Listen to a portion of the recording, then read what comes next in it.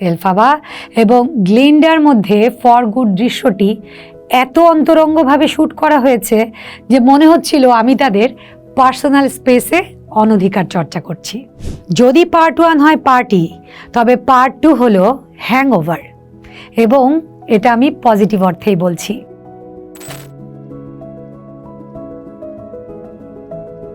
Week part 2 কি শেষমেশ বাজিমাত করলো, নাকি ডাইনির ওপর বাড়ি পড়ার মতো মুখ থুবড়ে পড়ল?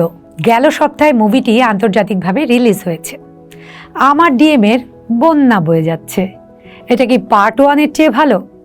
ওরা কি এন্ডিং বা শেষটা বদলে দিয়েছে? আর আমাদের যে ক্যামিও দেখানোর কথা ছিল সেটা গেল কই? আজ আমরা এর গভীরে যাব, পার্ট 1 বনাম পার্ট 2, এবং সেই সব গোপন ইস্টার এগ যা আপনারা নিশ্চিত মিস করেছেন। উইক পার্ট 1 ছিল হাই স্কুল লাইফ। ওটা ছিল উজ্জ্বল, গোলাপি এবং বন্ধু শত্রু গল্প।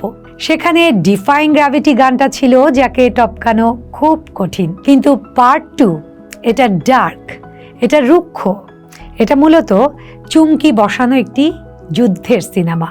আপনি যদি ক্যারেক্টার বিল্ডিং এবং মজা পছন্দ করেন তবে পার্ট 1 জিতবে। কিন্তু আপনি যদি emotional damage, high voltage drama চান তবে পার্ট 2 সেরা। পার্ট 2 এর গতি বা পেসিং প্রচণ্ড দ্রুত, কারণ এটি দ্য উইজার্ড অফ অজের ঘটনার সাথে সমান্তরালে চলে। মঞ্চের নাটকের চেয়ে সিনেমায় ডরোথির আগমনের উল্টো পিঠের গল্পটা অনেক ভালোভাবে দেখানো হয়েছে।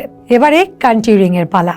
আমরা গালের হাড়গুলো একদম খোদাই করে ফেলবো, কারণ এলফাবা এই পয়েন্টে বছরের পর বছর পালিয়ে বেড়াচ্ছে। সে ক্লান্ত। আর এখানেই আসে মিউজিকের কথা। পার্ট 1-এ ছিল হিট সব গান, পপুলার এবং ডিফাইং গ্র্যাভিটি। পার্ট 2-এ আছে অভিনয়। এই মুভিতে সিনথিয়া এরিভোর নো গুড ডিড পারফরমেন্স, ওটা শুধু গান ছিল না, ওটা ছিল অর্কেস্ট্রার তালে তালে একটা মেন্টাল ব্রেকডাউন। তবে আমি একটা কথা বলবো, পার্ট 2 এর মাঝখানের অংশটা একটু তাড়াহুড়ো মনে হয়েছে। গভর্নর ম্যানশন থেকে কিয়ামোকোতে যাওয়ার ট্রানজিশন এত দ্রুত ছিল যে আমি ধাক্কা খেয়েছি। একক সিনেমা হিসেবে পার্ট 1 অনেক বেশি গোছানো ছিল।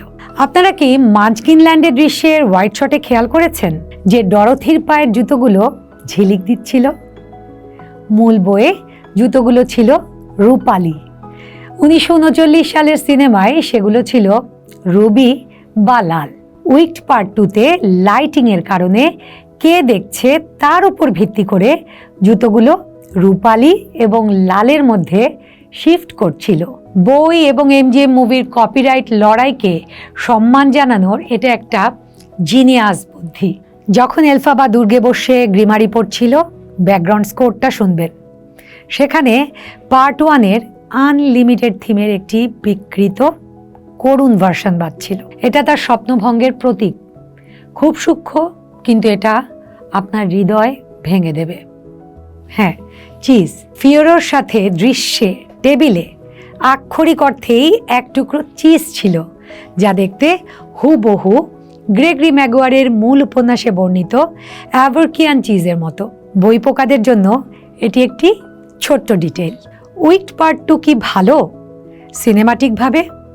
হ্যাঁ, উড়ন্ত বানর এবং অবরুদ্ধ এমারেল্ড সিটির ভিজুয়াল এফেক্টগুলো ছিল দর্শনীয়। গানের দিক থেকে এটা টাই বা ড্র।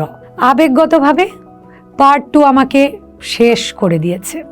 এলফাবা এবং গ্লিন্ডার মধ্যে ফর গুড দৃশ্যটি এত অন্তরঙ্গভাবে শ্যুট করা হয়েছে যে মনে হচ্ছিল আমি তাদের পার্সোনাল স্পেসে অনধিকার চর্চা করছি। যদি পার্ট 1 হয় পার্টি, তবে পার্ট 2 হলো হ্যাংওভার, এবং এটা আমি পজিটিভ অর্থেই বলছি। আর এই হলো ফাইনাল গ্রিমারি ইন্সপায়ার্ড এলফাবা লুক। আপনার পরবর্তী ডাইনিদের আড্ডা বা এই সপ্তাহে তৃতীয়বারের মতো মুভি থিয়েটারে গিয়ে কাঁদার জন্য একদম পারফেক্ট। কমেন্টে আমাকে জানান, আপনি কি টিম পার্ট 1 নাকি টিম পার্ট 2? আর বনের দৃশ্যের ব্যাকগ্রাউন্ডে কাওয়ার্ডলি লায়নের রেফারেন্সটা কি আর কেউ দেখেছেন, খেয়াল করেছেন? আরও এমন ট্রান্সফরমেশনের জন্য সাবস্ক্রাইব করতে ভুলবেন না। Stay wicked.